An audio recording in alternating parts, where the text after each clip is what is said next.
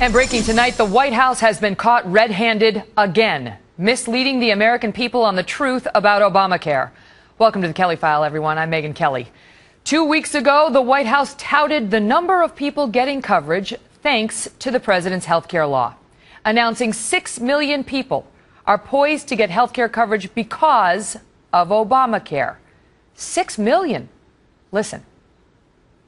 More than 2.1 million people who've enrolled in private plans, and 3.9 million Americans who learned that they're eligible for coverage through Medicaid and the Children's Health Insurance Program. Because of the Affordable Care Act, you're looking at this enrollment pickup.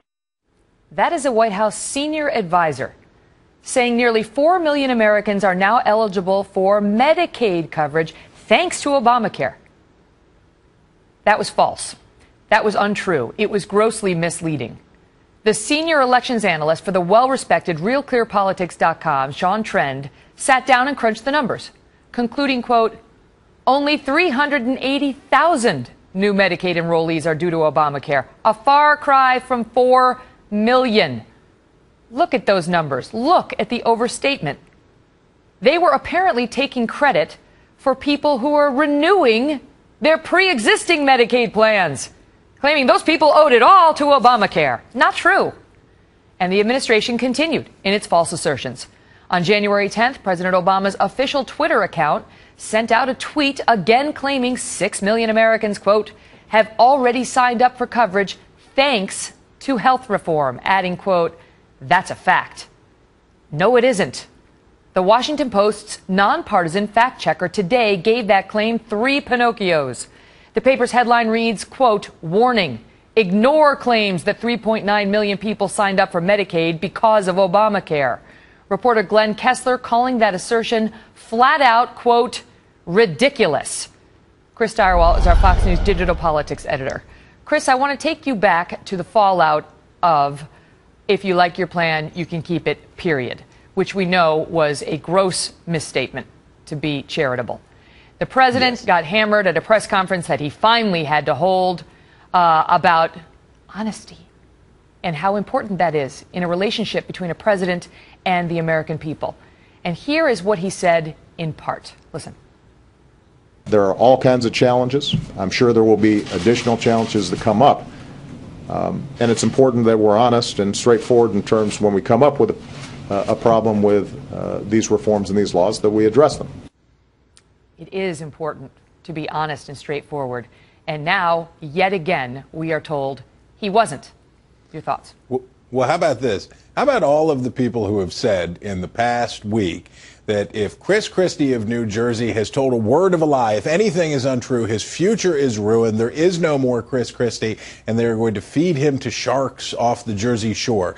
And that all may be true, but how about a president who is caught in the most substantial deception in the history of modern American politics, arguably, since it led to his reelection?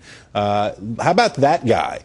Isn't he obliged to be truthful and straightforward with the same electorate that he deceived before? One would think for them to carry forward with this deception knowingly. This is not a I wonder, or it's fuzzy, as it is with everything else, it seems, about statistics about this law. We just don't know. We can't figure it out. We can't track it. In this case, they took credit for something that they could not claim, which is those individuals who are always signing up for Medicaid, because poor Americans are always signing up for Medicaid, and they took credit for all of them ever since they turned Obamacare on, and it's not accurate. It's not a rounding error. I mean, right. It's 380,000 people, and they claimed 4 million, basically. I mean, and it makes you question the rest of the numbers. And the numbers matter. The numbers matter. If they don't have the right numbers, the whole law is imploding, which may be happening right now.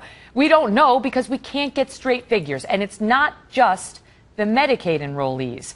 The number of people who enrolled on the healthcare.gov website is the number that really matters. And they've been claiming 2.1, 2.2 million. And there was a hearing today that tried to get to how many of those are real. Listen to this.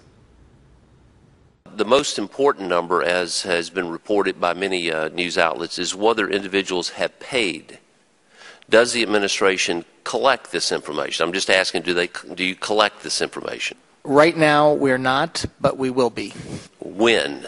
As soon as that functionality is built. So we don't know at this point how many people have actually paid for coverage. That's right. Chris? You can't do that. You're not supposed to do that, but they keep doing it, and they keep getting away with it. And it is very important that we know how many people paid and how many people actually have insurance for the long-term health of the law, da-da-da-da-da-da-da. You know why else it's important? Because when sick people go to the hospital and the doctor, they'd like to have care for their maladies. They'd like to get treatment. And if you don't have insurance but just are poised, as the president likes to say, to receive insurance, you ain't going to get covered. But let me just ask you quickly before I let you go. Yeah. You say they keep getting away with it. The latest approval rating for the president, he's back in the 30s. He's back in the 30s, Chris, 39%. That's not a good place to be for any president. He climbed back up to 42, 43 earlier in the month, but look at him now. What is that attributable to? Well, the towering heights of 42% weren't exactly going to carry him onward to glory, but I will say this. The moment of truth for this president is dawning, which is when the members of his own party realize the magnitude of a drag that he is going to be for them in these midterm elections.